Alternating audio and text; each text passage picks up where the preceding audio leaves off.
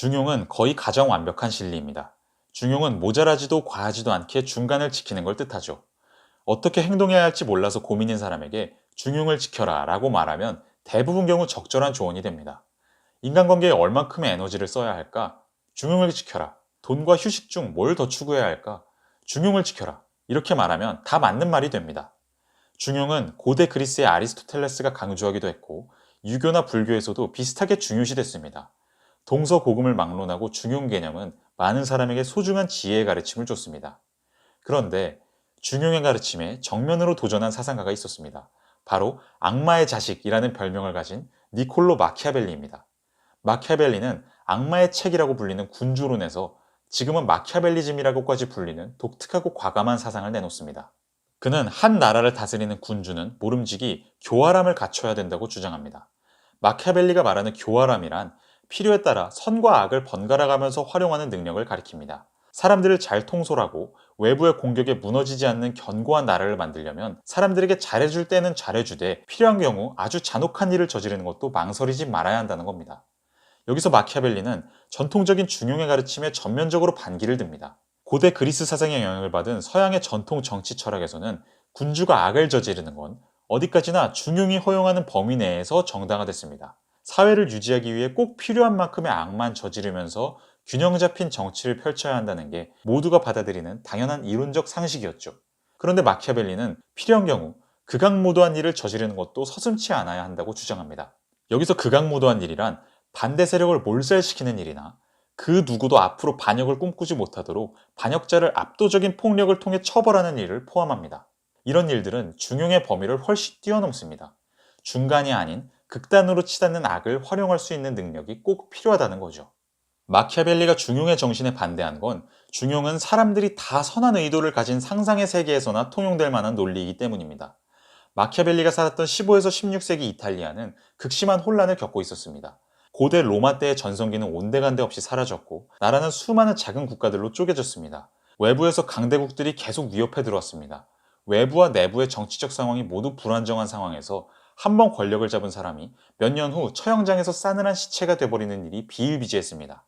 이런 급변하는 상황 속에서 도시국가 피렌체의 외교관으로 오랫동안 근무한 마키아벨리는 사람들은 기본적으로 다 저열하다는 생각을 품게 됐습니다. 내가 선을 베푼다고 해서 상대도 선을 돌려주는 건 우연에 불과하고 오히려 선을 베풀었다가 뒤통수를 맞는 게 훨씬 더 흔하게 벌어지는 일이라는 겁니다.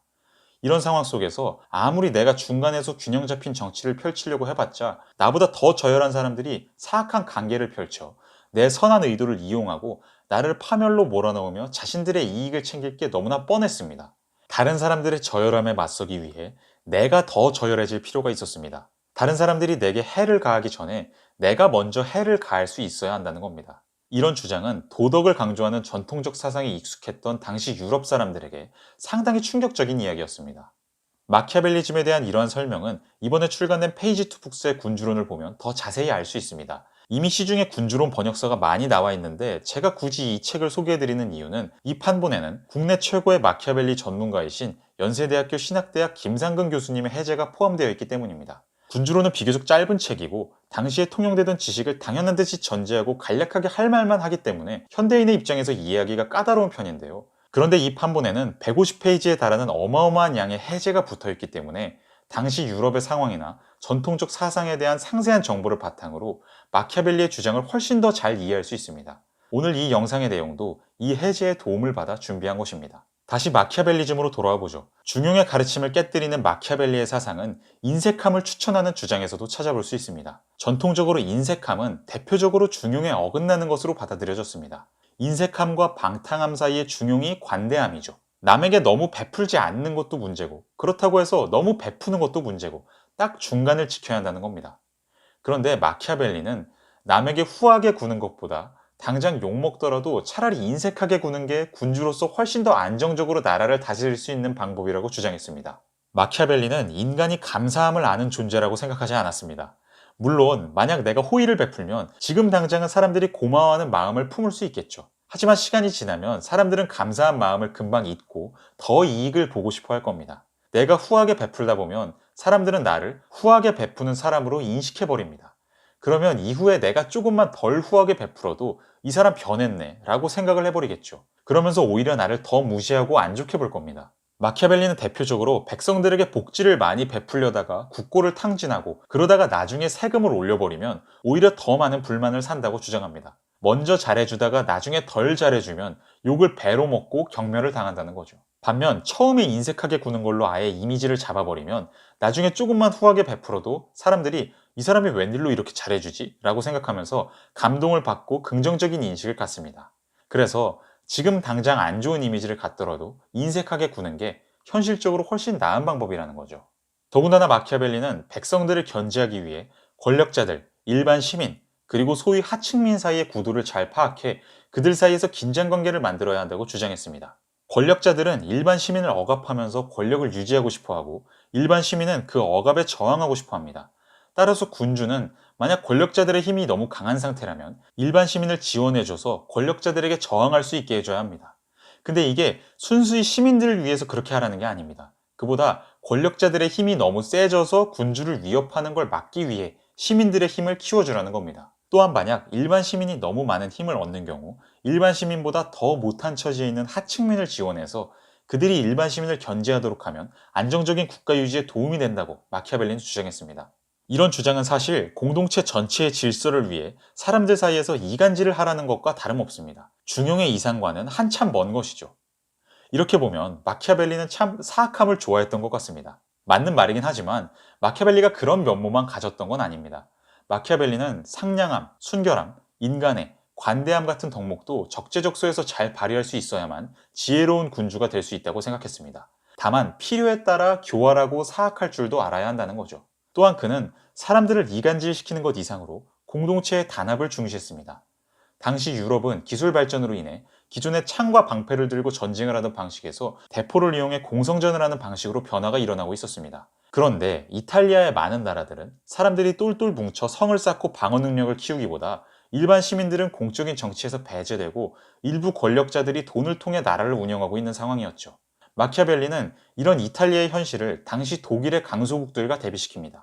당시 독일에는 작은 도시 국가들이 정말 많았는데 비록 크기는 작고 인구는 적지만 튼튼한 성체를 쌓고 그 안에서 사람들이 단합하여 방어 준수를 구축해 외세에 대한 상당히 강력한 저항력을 갖췄죠.